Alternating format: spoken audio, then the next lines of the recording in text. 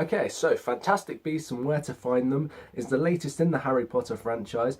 It's not really a Harry Potter movie as such, it's a prequel to Harry Potter which takes place, I think, 70 something years before the events of Harry Potter and the Philosopher's Stone.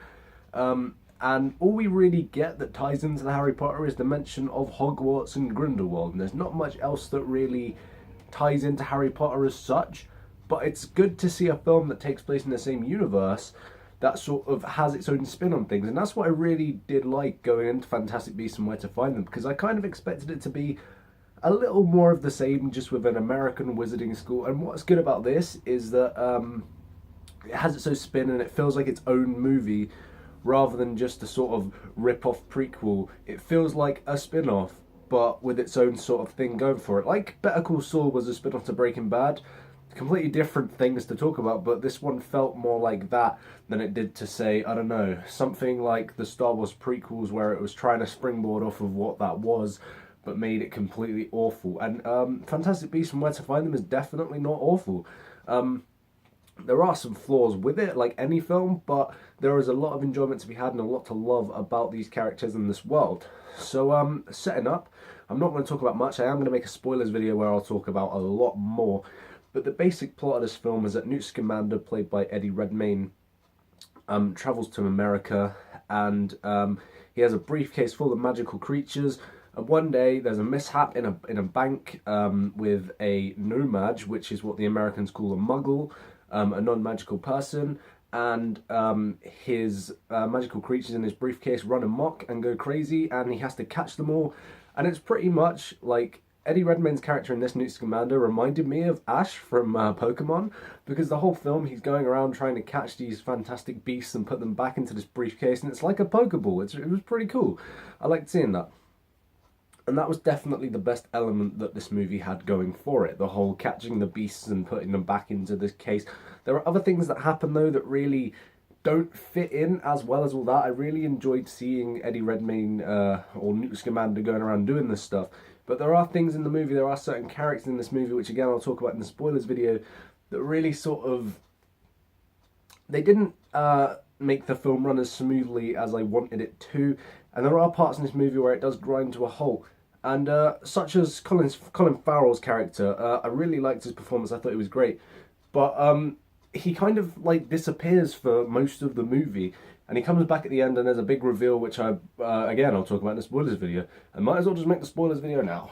But yeah, there's a big reveal involving Colin Farrell's character. And it was great, but I wanted to see the character more, because Colin Farrell really did well in this film, and I really like him as an actor.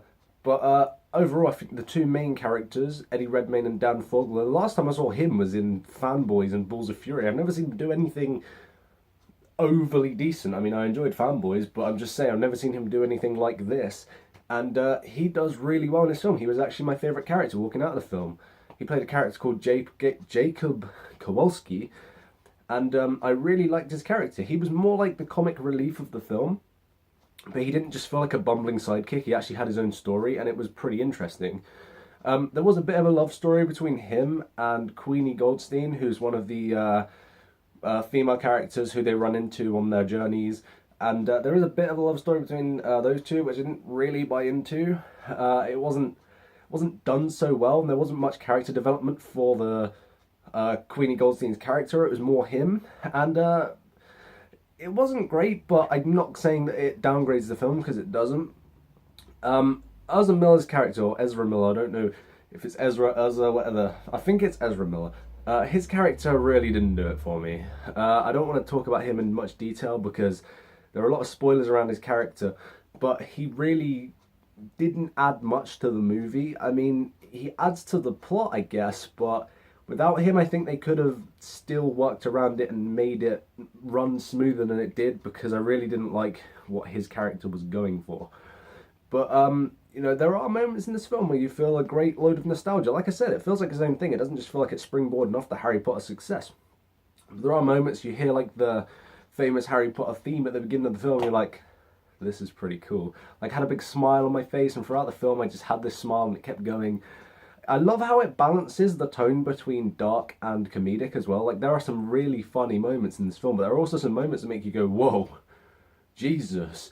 And I like how they actually had that sort of contrast between the two, because it did work and it did feel like a lot of films try and do that and it doesn't work because they make a funny scene happen in a scene that was supposed to be serious, and it just takes away from the entire movie. Like Sam Jackson's character in The Legend of Tarzan, which is another David Yates film, takes away from it completely. But in this, it actually really works, and there's no scenes that are really dark, and all of a sudden you've got like a funny joke that makes you try and laugh when it's supposed to be a serious scene. They don't actually do that in the film, and I like that because a lot of films do that, and a lot of films cop out, but this one doesn't cop out. It's actually very dark when it needs to be, and I like that. The beasts themselves, I really, really did like them. There are some really cool sort of, like this little Niffler character who you see at the beginning running amok in the bank that I mentioned. Really liked him, or her, I think it's a her actually. But that was really cool. It was cool to see these creatures introduced. They don't really dwell upon them as much as I wanted them to, though. I mean, you see them in action, and you see like Newt Scamander sort of showing how to, you know, train them and interact with them. But like by the end of the film, there's the whole villainous plot that I mentioned earlier, and you sort of forget about the beasts until the very end, and you're like, oh yeah, this movie's called Fantastic Beasts and Where to Find Them. Okay. But I'll say this movie definitely isn't as good as the Harry Potter franchise, and it's not as good as Harry Potter fans would probably want it to be.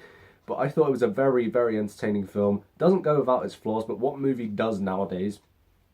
Eddie Redmayne was great, Dan Fogler was great, Colin Farrell was great for the time he got in the film, and there is a really great cameo that I want to talk about, but I won't talk about right here. And if you want to know about that, go to my spoiler video. But if you're going to my spoiler video, you've probably already seen the film anyway, so you probably already know about that.